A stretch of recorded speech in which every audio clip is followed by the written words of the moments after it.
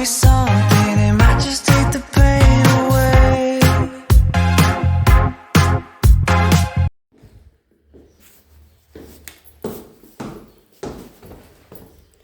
Maulan na naman guys. Good morning. Magandang umaga, magandang tanghali, magandang hapon, magandang gabi. Saan man dako kayo ng mundo, eto na nga. Maaga ko ngayon guys. Alas 7.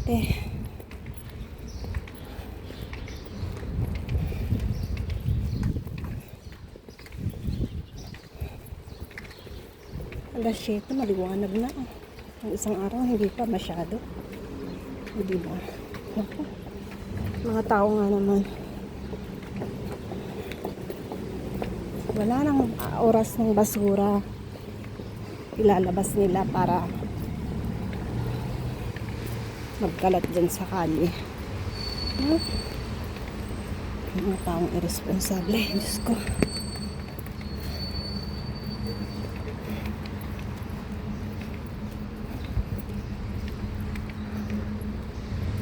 So, ito na guys.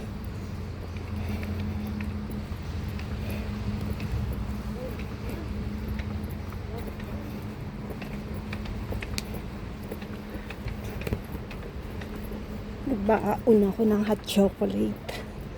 Kasi baka mamaya hindi na ako makabili ng kape.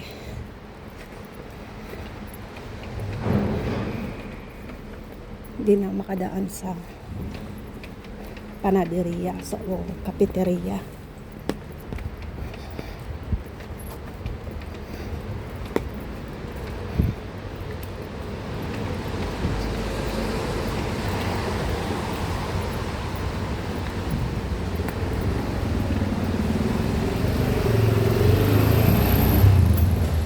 Ito na ako, wala pa naman kotse guys. Kita mo? Nakita nyo, maaga pa ako sa bangko.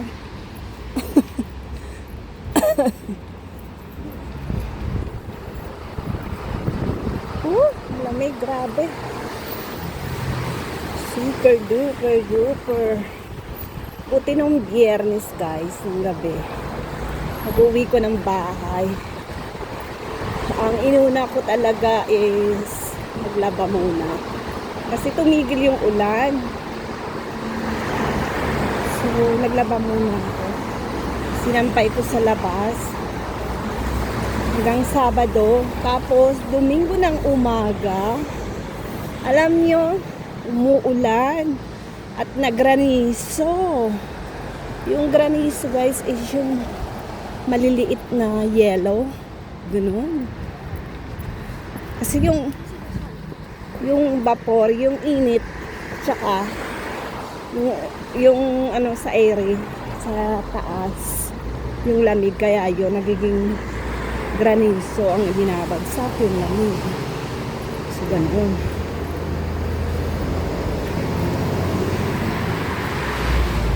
Teatro Amaya.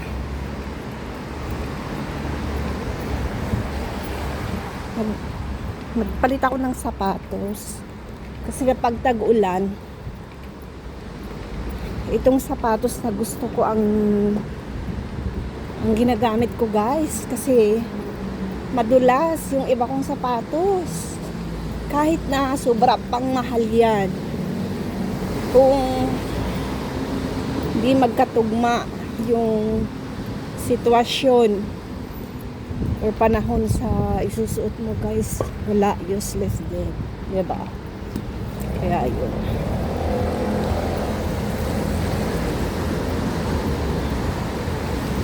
Ang lamig, lamig, lamig. Grabe.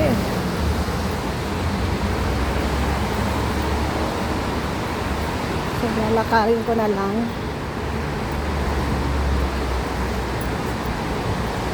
Kasi maaga pa naman guys.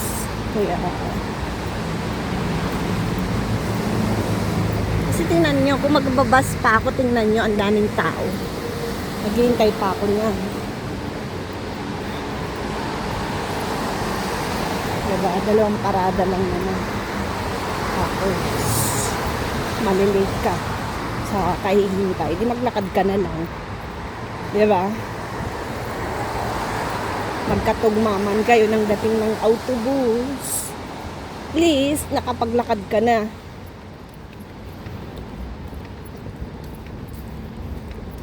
Diba? Siyempre, titingnan mo rin yung sitwasyon. Diba?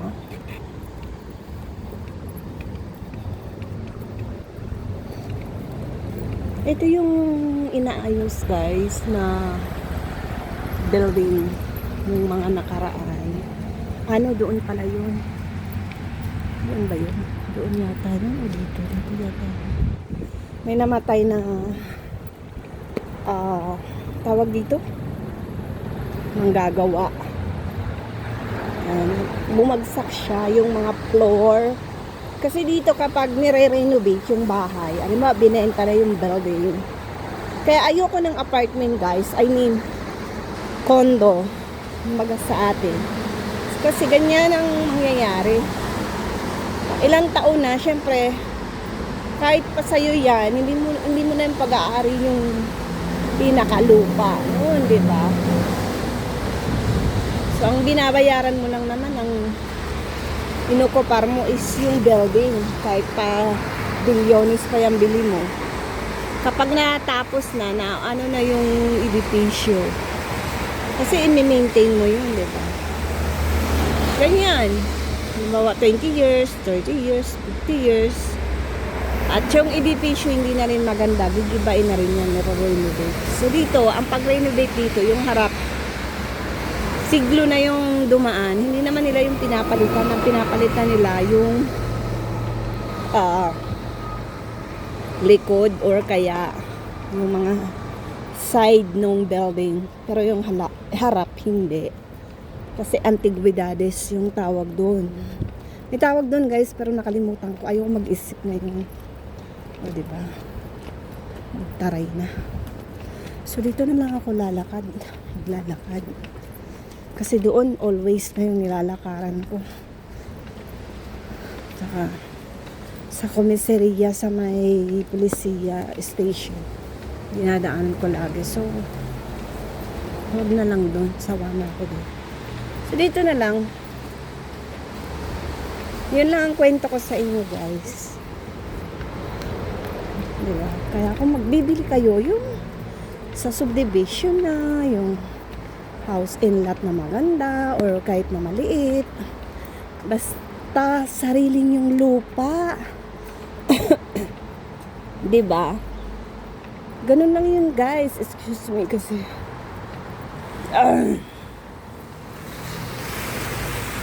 umaano na naman yung garganta ko guys. Kagahapon hindi ako masyadong makapagsalita kasi nag-iiba na naman yung temperatura ng lalamunan ko. Kasi malamig, diba? Tsaka maulan. Diba pag mga ganyang panahon, kapag nagmamadali ka, diba?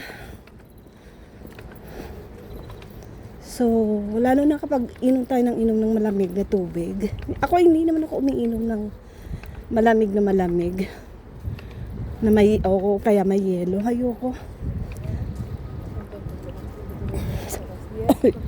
Depende na lang guys sa temperatura.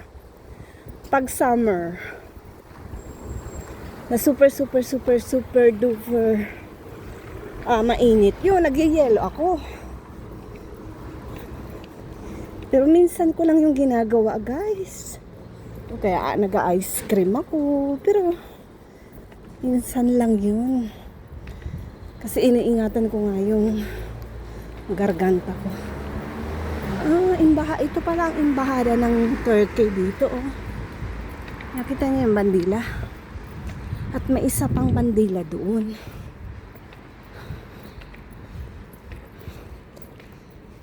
Doon. Anong bandila kaya yun? Tayo mo guys. Imbahada pala yan. May imbahada pala dito. Sa taas yan, oh. Kita niyo?